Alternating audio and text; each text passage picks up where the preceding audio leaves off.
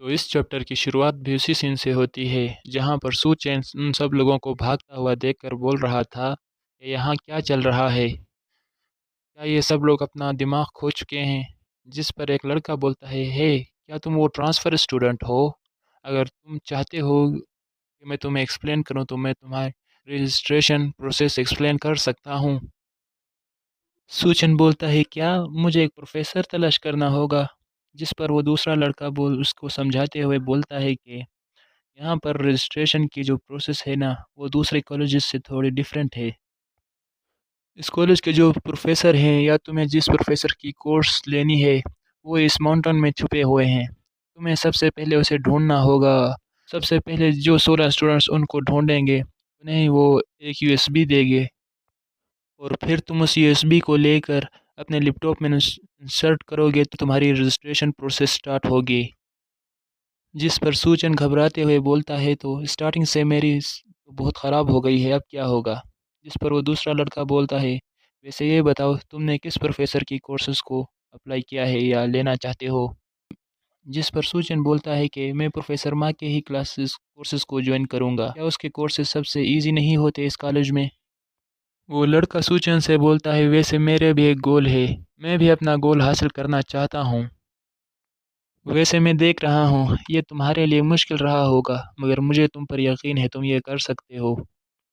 और फिर वो लड़का जाते हुए बोलता है कि ठीक है, मैं अपना प्रोफ़ेसर को ढूँढता हूँ मगर मुझे उम्मीद है तुम ये अच्छे से कर लोगे।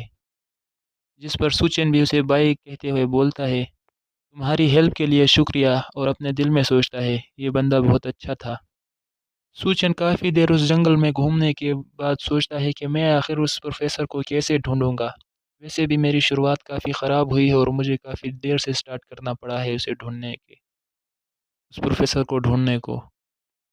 सूचन जाते हुए सोचता है कि मुझे पता नहीं मुझे ढूँढने की कोशिश कहाँ से स्टार्ट करनी चाहिए। मुझे यहाँ तक भी पता नहीं कि वो सारे स्टूडेंट किस डायरेक्शन में गए। अगर मुझे उस प्रोफ़ेसर को ढूँढना है तो मुझे काफ़ी हाई टॉप जगह पर जाना होगा जो सबसे ऊँची हो और वहाँ से सारा जंगल दिख सके। फिर सूचन को कुछ याद आता है और बोलता है, ओह! तो ये बात है। और फिर वो अपना उस जैकेट को एक पेड़ पे टाँग देता है और फिर हवा में उड़कर बोलता है कि हाँ, मैं यहाँ से सब कुछ देख सकता हूँ अच्छे से। अब मुझे ये भी पता है कि वो स्टूडेंट किस डायरेक्शन में जा रहे हैं। सूचन उस जगह से कुछ फ्लैग्स को देखता है और सोचता है कि शायद इन फ्लैग्स के नीचे प्रोफ़ेसर इंतज़ार कर रहे होंगे स्टूडेंट्स का। इन फ्लैग्स के नीचे एक में प्रोफ़ेसर माँ भी होंगे। और फिर वो कुछ देखकर हैरान रह जाता है, जहाँ कुछ लड़के आपस में लड़ रहे थे। कुछ नहीं बल्कि बहुत सारे लड़के आपस में लड़ रहे थे, हर कोई आपस में लड़ रहा था। उन सबको देखकर सूचन बोलता है कि अब ये क्या है? सारे लोग आपस में ही क्यों लड़ रहे हैं? वो लोग लड़ते हुए आपस में बात कर रहे थे कि मैं जितनों को नीचे गिरा सकता हूँ गिराऊँगा, और तुम बास्टर्ड प्रोफ़ेसर मार्ग की क्लासेस को मैं जॉइन करूँगा, तुम नहीं। वो ऐसी बातें कर रहे थे, जिसको देखकर सूचन सोचता है कि ये प्रोफ़ेसर माँ की क्लास के लिए जंग कर रहे हैं, ताकि उसके कोर्सेज़ को अपना सके। रजिस्ट्रेशन के लिए ऐसा कौन करता है? क्या ये कुछ ज़्यादा ही नहीं हो गया रजिस्ट्रेशन के लिए लड़ना? फिर सूचन सोचता है कि मेरे पास ज़्यादा टाइम नहीं है वेस्ट करने के लिए। मुझे जल्दी से जल्दी प्रोफ़ेसर माँ को ढूँढना होगा और इसके लिए मुझे उन फ्लैग में से एक के पास पहुँचकर देखना होगा। मैं सिर्फ़ गेस ही कर सकता हूँ कि प्रोफ़ेसर माँ कौन-सी फ्लैग के नीचे होंगे। और फिर बोलता है, 1 मिनट रुको। फिर एक ऊँचे फ्लैग लगा हुआ था उसकी तरफ जाते हुए बोलता है कि वहाँ हो सकता है। उस फ्लैग का नाम पॉइंट ए था और जिसके नीचे प्रोफ़ेसर माँ आराम से बैठकर चाय पी रहे थे, वो भी बुक पढ़ते हुए और अपने ही मज़े में होता है। लेकिन अचानक से सूचन वहाँ पर आकर क्रैश लैंडिंग कर देता है। प्रोफ़ेसर मा सूचन को देखकर बोलता है कि मिस्टर चेन, क्या आप ठीक हो?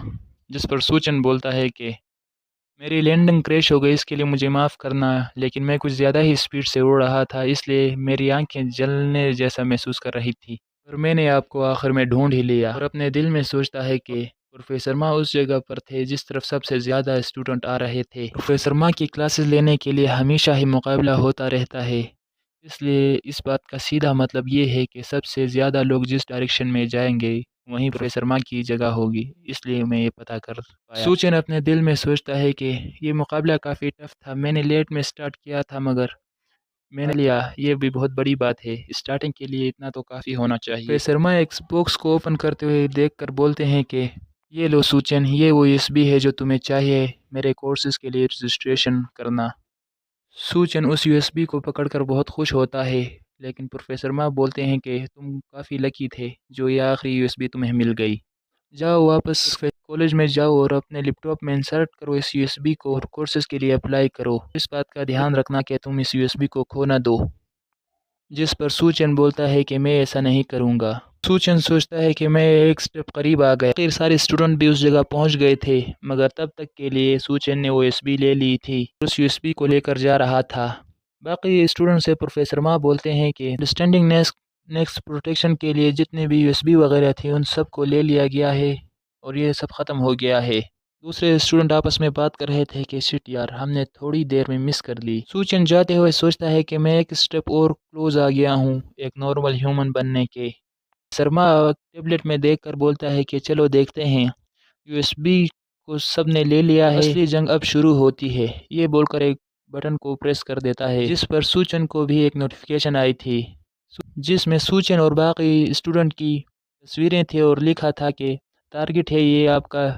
सूचन उस मैसेज को देखकर बहुत हैरान रह जाता है और बोलता है ये क्या टारगेट, अब ये क्या दिक्कत है। ये मैसेज भी बाकी सारे स्टूडेंट और प्रोफेसर के पास पहुंच जाता है। तो अभी तक के लिए इतना ही, मिलते हैं नेक्स्ट चैप्टर में।